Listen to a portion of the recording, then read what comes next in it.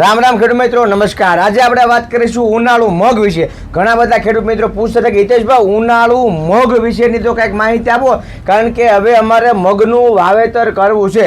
ઘણા બધા ખેડૂત મિત્રોએ શિયાળુ ચણાનું વાવેતર કરેલું હતું, ઘઉંનું વાવેતર કરેલું હતું, જીરુંનું વાવેતર કરેલું હતું અને ડુંગળી હતી। હવે એ નીકળી ગયું છે અને હવે તલને થોડુંક મોડું થાય, બરાબર છે। જો કે કટોકટી વાળો ટાઈમ છે, જો વરસાદ મોડો થયો હોય તો તલ વ્યવસ્થિત પાકી જાય અને થોડોક વહેલાર વરસાદ થઈ ગયો હોય તો દાળિયાની તમને કોઈ થોડીક ભીહટમાં આપણે આવી જાય ખરા, તો મગ તમારે વ્યવસ્થિત રીતે પાકી જાય। તો મગની આપણે થોડીક આજના વિડીયોની માલિપા માહિતી આપી દઈશું કે ભાઈ મગનું વાવેતર ક્યારે કરાય। મગનું વાવેતર 15 ફેબ્રુઆરી પછી તમે મગનું વાવેતર કરી શકો છો અને 15-3 એટલે કે માર્ચ મહિનાના 15-20 તારીખ સુધી તમે વાવેતર કરી શકો છો। એટલે આ ટાઈમની માલિપા તમારે મગ બહુ વ્યવસ્થિત રીતે પાકી જાય, તમે લઈ શકો અને પાછળની તમારે ચોમાસા માટેની જે આપણે વાવેતર કરવાનું હોય ને એના માટે તમારે જમીને પણ તમે તૈયાર કરી શકો છો બહુ વ્યવસ્થિત રીતે। એ પછી કદાચ 15 માર્ચ એટલે કે 15-3 પછી કદાચ તમે 15 દી પછી વાવેતર કરો ને તો પણ થઈ જાય ખરું, મગ પાકી જાય ખરા, પરંતુ વાયા થોડોક ટાઈમ તમને કહું એમાં શું છે કે લેગો થઈ જાય છે, બહુ ભાગદોડે મચાવી દે છે, એવું બની શકે છે। એટલા માટે 15 ફેબ્રુઆરીથી 15-2 થી 15-3 સુધીમાં જો વાવેતર કરવામાં આવે તો એનો સાચો ટાઈમ છે, વ્યવસ્થિત આપણે પાકી જાય ને રોગ જેવા તમને કહું ઓછા લાગે। હવે આપણે બિયારણની જો વાત કરીએ તો એકરે કેટલું બિયારણ રાખવું જોઈએ, તો કે ભાઈ 1 એકર 40 ગુઠા જગ્યા અને 40 ગુઠા જગ્યામાં તમે 8 થી 10 કિલો પ્રમાણે વાવેતર કરી શકો છો।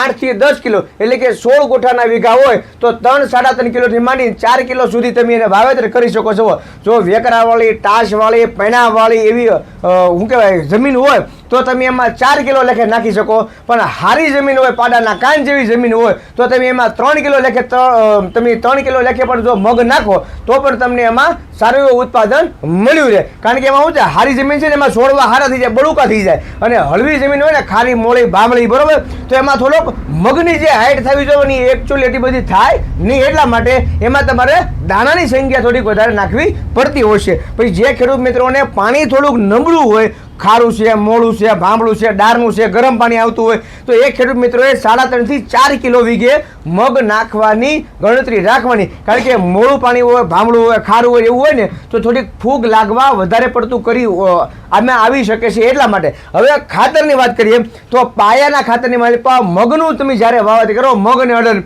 તો એ જમીન આપણી સુહીલે વધારે, કારણ કે તાકાત બહુ જોઈએ મગને, એટલા માટે બહુ વ્યવસ્થિત તમારે એને પાયામાં ખાતર આપવું જોઈએ। મતલબ કે ડીઈપી તમે આપો, ડીઈપી છે, 12-32 હોળ છે, 20-20-0-13 છે, નર્મદા ફોસ છે, તો આ તમારે 16 ગુઠાના વીઘા પ્રમાણે તમારે 15 થી 20 કિલો લેખે તમારે એને ખાતર આપવું જોઈએ પાયાના ખાતર તરીકે। ડાયમોનિયમ ફોસ્ફેટ અને નાઇટ્રોજન બંને વસ્તુ મળે। જો ખેડૂત મિત્રો 12-32 હોળ મળે એટલે કે ડીઈપી, યુરિયા અને પોટાશ આવી ગયું 12-32 હોળની માલિપા, બરાબર, તો એ વધારે સારું, કારણ કે એમાં 3 કન્ટેન્ટ મળી જાય। બીજા નંબરમાં ખાસ પાયાના ખાતરની માલિપા ઝીંક ફરજિયાત પ્રમાણે આપજો ને આપજો તે દાદા। તો એ ઝીંક છે, બરોબર છે, એમાં ઝીંક, મેગ્નેશિયમ, કોપર, બોરોન, આયર્ન, લોહ તત્વ અને મેગ્નેશિયમ અને સાથે સલ્ફર, આટલા તમારે તત્વો એને આપવા જરૂરી છે। કારણ કે જે મગનું વાવેતર કરવું છે, અડદનું વાવેતર કરવું છે, એને ખોરાક હેવી જોવે, એટલા માટે જે આ મલ્ટીવિટા ઝીંક આવે છે આની માલિપા તમારે ઝીંક, મેગ્નેશિયમ, કોપર, બોરોન, આયર્ન, લોહ તત્વ, મેગ્નેશિયમ અને સલ્ફર સહિત તમને કહું મલ્ટી ન્યુટ્રિશન આવશે, એટલે કે તમે આપણો મગનો પાક છે ને 60 થી 70 દિવસે પાકી જાય। હવે આમાં તમે એને 2 વખત આપણે ખાતર આપણે આપતા હોય છે, જો બંને વખત તમે એને મજબૂતાઈથી તમે એને ખાતર આપશો તો એમાં તમને સારામાં સારું ઉત્પાદન મળશે। ખાસ મગની અમુક ટકા અમુક જમીન પ્રમાણે સિંગ ફાટી બહુ થતી હોય છે, તો એમાં બોરોન, ઝીંક અને સલ્ફર બહુ સારામાં સારું કામ આપશે। એટલા માટે જો તમે એને પાયામાં વીઘે 5 કિલો લેખે ઝીંક આપો, મલ્ટીવિટા ઝીંક, બરાબર, તો પણ ફાયદો થશે। અને એની સાથે જ્યારે તમારે મગમાં 25-30 દિવસના મગ થવાના હોય અને એ વખતે ખાતર આપવાનું હોય, એ વખતે તમારે વીઘે 5 કિલો લેખે જો તમે મલ્ટીવિટા ઝીંક આપશો, બરાબર, અને અલગથી એની યારે જો સલ્ફર તમે 90% આવે એ આપશો તો અતિશય સારામાં સારું ઉત્પાદન મળશે, એકદમ મગની ગ્રીનરી પણ આવશે અને દાણો વજનદાર, ચમકદાર, ચળકતો બનશે અને બજાર ભાવ પણ આપણને એમાં સારા મળશે। એટલા માટે તમારે ઝીંક આપવું મહત્વનું છે। હવે વાત કરીએ આપણે ખાતર તો આપી દીધું, પછી વાત કરીએ નિંદામણ વિશે કે ભાઈ મગ વાવી દીધા જશે, મગ ઉગી જશે, 15-20 દિવસના થઈ જશે, બરાબર, અને ખડ થઈ ગયું છે, અને એટલું બધું ખડ થઈ ગયું છે કે તમને કહું નકર છૂટાછેડા થઈ જાય, અને છૂટાછેડા જો ન લેવા હોય તો તમારે એમાં દવા છાંટવી પડશે. હવે ખડે બે પ્રકારના થાય છે, એક પટ્ટી પાનવાળું અને એક ગોળ પાનવાળું. જો ખાલી ગોળ પાનવાળું ખડ હોય, બરાબર છે, તો આપણે એની અલગ દવા તમને માહિતી આપીશું આપણે કે એમાં બે પ્રકારના ખડ બળી જાય. પણ ખાલી પટ્ટી પાનવાળું ખડ હોય, કાળિયું, ખારિયું, હાંભો, કૂતરા અને મરસો, બાજરીના પાન જેવું, જુવારના પાન જેવું, મકાઈના પાન જેવું, જે ખાલી ગોળ પાનવાળું ખડ રહી જાય અને પટ્ટી પાનવાળું ખડ હોય તો તમારે એમાં બાયર કંપનીનું જે વિક્સ સુપર આવે છે એ તમે વાપરી શકો છો, બરાબર છે. પછી તમારે એમાં ટર્ગા સુપર આવે છે એ પણ તમે વાપરી શકો છો, બરાબર. આ તમે એમાં દવા નાખો એટલે તમને હાઈ ક્લાસ પટ્ટી પાનવાળું જો નિંદામણ હોય એ બળી જાય. શેષ પટ્ટી પાનવાળું જો નિંદામણ થોડુંક મોટું થઈ ગયું હોય, બરાબર છે, તો વિડોન સુપર જે આપણે આવે છે ક્વિઝાલો ફોપ 10%, વિડોન સુપર આમાં 5% જ આવશે, બરોબર છે, અને આમાં સીધું 10% આવશે. એ તમારે પંપે 30 ml લેખે 1 એકરે 10 પંપ ઘાટી જાડી વ્યવસ્થિત છાંટી દો એટલે ના તમારે પટ્ટી પાનવાળું નિંદામણ સાફ થઈ જાય. જો ખાસ ખેડૂત મિત્રો યાદ રાખજો, જ્યારે તમે નિંદામણ નાશક દવાનો ઉપયોગ કરો ત્યારે પહેલાં પાણી પાઈ દેવાનું છે, પછી તમારે દવા છાંટવાની છે. ડોળું પાણી લેવાનું નથી. નિંદામણને વ્યવસ્થિત રીતે દવા અડી જવી જરૂરી છે. ખાલી જો પટ્ટી પાન હોય તો તમે આ ત્રણમાંથી ગમે દવાનો ઉપયોગ કરી શકો છો. મારો થોડોક વિશેષ આગ્રહ એટલા માટે વિડોન સુપર ઉપર છે કારણ કે ટર્ગા સુપરમાં જે ટેકનિકલ આવે છે ક્વિઝાલો 5%, એ ટેકનિકલ આમાં 10% આવે છે. એટલે કે કદાચ કોક ખડ મોટું થઈ ગયું હોય તો પણ ના તમને કહો ડૂસા કાઢી નાખે, ના ગાભા કાઢી નાખે, એટલા માટે તમે વાપરી શકો છો. હવે તમારે બંને પ્રકારના જો નિંદામણો થઈ ગયા હોય, ગોળ પાનવાળું અને પટ્ટી પાનવાળું, કાળિયું, ખારિયું, હાંભો, હાટોડો, લૂણી, દારોડી, ધરોડી, કૂતરા, હેમુર, સયા, આ બારો દારો, વેકરીઓ, વાંદરો પૂછો ને ન પૂછો વાંદ. હવે આ બધી જે દવાઓ આવે છે ને એ તમને 80 થી 90% રાહત આપે ને એવી દવાઓ આવે છે. 100% પરિણામ શું કામ ન આવે? કારણ કે એક તો ગરમી પડતી હોય, પૂરતો ભેજ ન રહે એક તો હોય, અમુક ટકા આપણી જમીન એવી હોય કે સવારમાં તમે પાણી પાવ ને, બરાબર છે, તો તમને કોઈ બપોરે અથવા સાંજે તો હાલે એવું થઈ જાય, બરોબર. અથવા તો દવાની માપ એવી રીતે આપેલા છે કે ભાઈ તમારો પાક ઉગ્યા પછી તમારે 20-25 દિવસે તમારે એનો ઉપયોગ કરવાનો છે. હવે કોરામાં તમને કોઈ આપણે મગ વાવી દેતા હોય છે, પછી પાણી 2 વખત પાઈ દી, પછી 15-20 દિવસ સુધી આપણે પાણી ન પાતા હોય ઘણી વખત, તો મગ અને ખડ બંને વસ્તુ એક હારે જર્મિનેટ થઈ જાય છે. આ દવાઓ એવી છે કે તમારા પાકને નુકસાન ન થાય, ખડ તમને કોઈ તમે જે ખાતર નાખ્યું છે લઈ ન જાય અને ખડને બાળી દઈ, એવી રીતે દવાઓ કંપની દ્વારા બનાવવામાં આવેલી છે. તો હવે એમાં આપણને 80% 90% નિંદામણ જો બળી જતું હોય તો 10% 15% આપણે હાથે લઈ લેવાની ગણતરી રાખવી જોઈએ, બરાબર છે. એના માટે તમને કોઈ એક આવે છે ગોળ પાન ને પટ્ટી પાન બે બાળી દે, બરોબર. કેમ્લે કંપનીનું આવે છે EU ફિક્સિયા, જેમાં 2 ટેકનિકલ આવશે, સોડિયમ અને એક આવશે ક્લોડિનોફોપ, બરોબર. આ બંને ટેકનિકલ આવે છે. ખાસ ખેડૂત મિત્રો યાદ રાખજો, જો હું અનુભવને હિસાબે કહું છું, અનુભવને હિસાબે, નકર કંપનીનું માપ 40 ml નું છે. કેટલું? કંપનીનું માપ 40 ml નું છે, પણ 1 એકરે 10 પંપ એટલે કે આ 400 ml ની બોટલ છે, આને તમારે શું કહેવાય કે 1 એકરની મલિપા કમ્પ્લીટલી છાંટી દેવાની છે વ્યવસ્થિત રીતે. જેટલી તમે દવા ઘાટી જાડી અને વ્યવસ્થિત છાંટશો એટલું તમારે નિંદામણ સારું બળશે, ઝડપી બળશે અને ફટાફટ તમને એમાં પરિણામ મળશે. હવે થાય છે કેવું કે તમને કહું 40 ml ની જગ્યાએ ખેડૂતો 50 ml 60 ml નાખે છે, પણ 16 ગુઠાના વીઘા પ્રમાણે 2 પંપ તો મેન્ડ છાંટે છે. કોને ખબર મોબાઈલ હું ગરી ગયો છે, નકરી રીલે જોવા જાવી છે, નકરી રીલે ઇન્સ્ટાગ્રામ ને ફેસબુક ને યુટ્યુબ ને વિડીયો ને આવું જોયા કરવું છે. પરંતુ જો ખેડૂત મિત્રો તમે વ્યવસ્થિત દવા નાખો તો એ શું કહેવાય કે જેટલો ટાઈમ તમે રીલ જોવામાં નાખો છો એની કરતાં વ્યવસ્થિત તમે જો દવા નાખી હોય તો પાછળથી દાડિયા કરવા પડે નહીં આપણે, બરોબર. એટલા માટે જે એનું માપ કીધું છે કે ભાઈ તમારે પંપે 40 ml લખી 1 એકરે 10 પંપ છાંટવાના છે એટલે છાંટવાના છે, એવી રીતે વ્યવસ્થિત છાંટી દેવાની છે. હવે કોઈ એવી દવાઓ નથી આવી કે તમે ઓડેડે જાઓ આગળ અને વાહ તમને કોઈ જેમ ભાવે એમ દવા નાખી દીધી હોય તો ખડ બળી જાય, એવી કોઈ દવાઓ આવતી નથી. એટલે વ્યવસ્થિત પ્રમાણે તમારે જાડી દવા છાંટવાની છે, બરોબર છે. હવે તમને જો EU ફિક્સિયા ન મળે તો તમે તારે UPL નું આઈરિસ આવે એ પણ લઈ શકો છો. એ ન મળે તો સ્વાલનું પટેલ આવે છે, એ તમે લઈ શકો છો. તમે તારે એ એક જ બાપના 3 છોકરા છે. EU ફિક્સિયા ગણો તોય ભલે, પટેલા ગણો તોય ભલે અને આઈરિસ ગણો તોય ભલે, બરોબર છે. જેટલું નિંદામણ નાનું જેટલું ભેજવાળો વાતાવરણ, બરોબર છે, પાણી પાયેલું છે, ડોળું પાણી લીધેલું નહીં હોય, ઘાટી અને વ્યવસ્થિત જાડી દવા મારેલી છે, તો મગના પાકની માલિપા નિંદામણ દૂર થઈ જાય અને છૂટાછેડા થતા બચી જાય, બરોબર છે.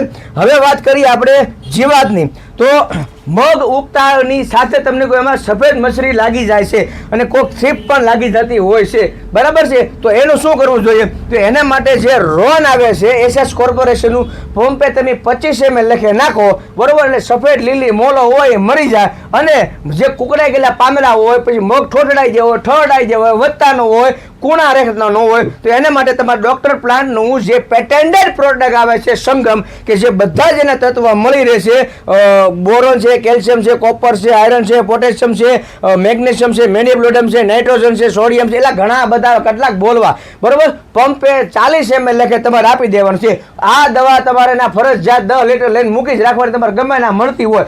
કોઈ પણ પાકમાં તમને જ્યારે ખાતર આપવાનો વિચાર થાય નથી, પંપે તમારે 40-50 ml લખે નાખીને છાંટી દેવાનું ગમે દવા ભેગું. હાઈ ક્લાસ તમારે ખાતર નાખવાની જરૂર નહીં પડે અને પાક તમારો લીલો કાશ થઈ જાય જોરદાર, બરોબર. એટલે આ બે વેરાયટી પણ તમે છાંટી શકો છો.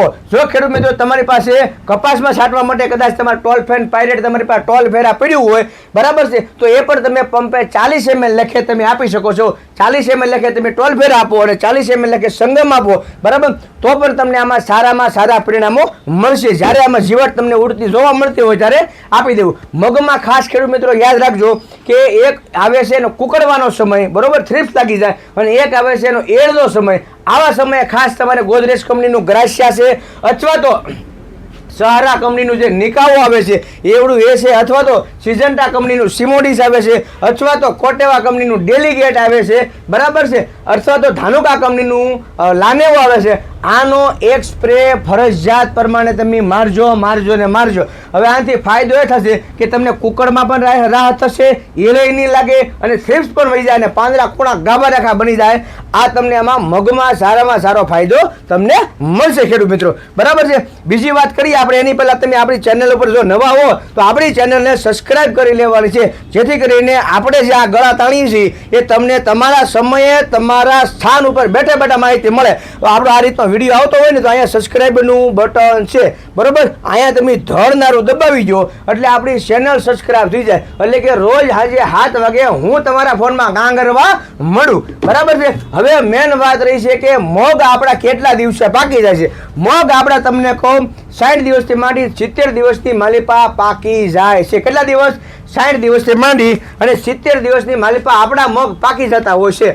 તો ઘણી વખત ખેડૂત મિત્રો પૂછતા હોય છે કે હિતેશભાઈ ફાલની દવાનો કેવી રીતે ટાઈમિંગ રાખવો જોઈએ? હવે મગ ઉગ્યા પછી 25 દિવસથી માંડી 35 દિવસની માલિપા તમારે એમાં ધીમે ધીમે ફૂલ ઉગડવા મળે.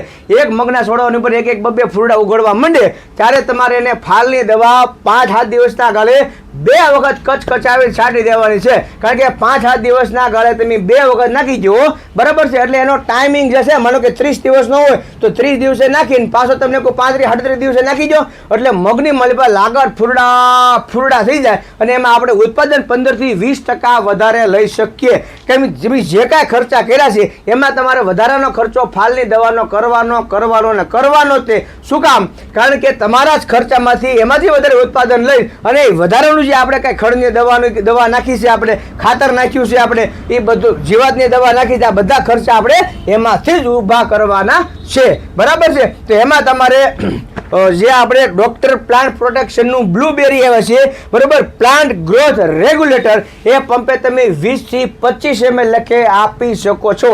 ડોક્ટર પ્લાન્ટ કંપનીનું બ્લુબેરી, બરાબર છે. અત્યારે તો બધાનો દાદો થઈને બેઠો છે. અને બીજો દાદો છે એક તમને કહું, સહારા ઇન્ટરનેશનલ કંપનીનું ફલમ ગ્રો, જેમાં ટેકનિકલ આવે છે સોડિયમ પેરા નાઇટ્રોફેનોલેટ 0.3%, બરાબર, પર પંપે 20-25 ml લખે. એટલે કે 1 એકર 40 ગુઠા જમીનની માલિપા 10 પંપ તમારે કચાવીને છાંટી દેવાના છે અને 5-7 દિવસના ગાળે 2 વખત તમારે એને સ્પ્રે કરી દેવાનો છે. એટલે તમને એમાં સારી એવી રાહત મળી જાય, બરાબર છે. તો આ આપણી માહિતી હતી. અને ઘણા બધા ખેડૂત મિત્રો પૂછતા હતા કે ભાઈ બ્લુબેરી અને ફલમ ગ્રો ન મળે તો સેન્ટેલા કંપનીનું પુષ્પરાજ આવે છે, એ પણ તમે લઈ શકો છો. બીજું ગોદરેજ કંપનીનું ડબલ આવે છે, એ પણ તમે લઈ શકો છો, બરોબર છે. કોરોમંડળનું ફેન્ટેક આવે છે, એ પણ તમે લઈ શકો છો, બરોબર છે. ખાસ ખેડૂત મિત્રો એને જે ફૂલ આવવાની અવસ્થા છે એ ખાસ જાળવી રાખજો.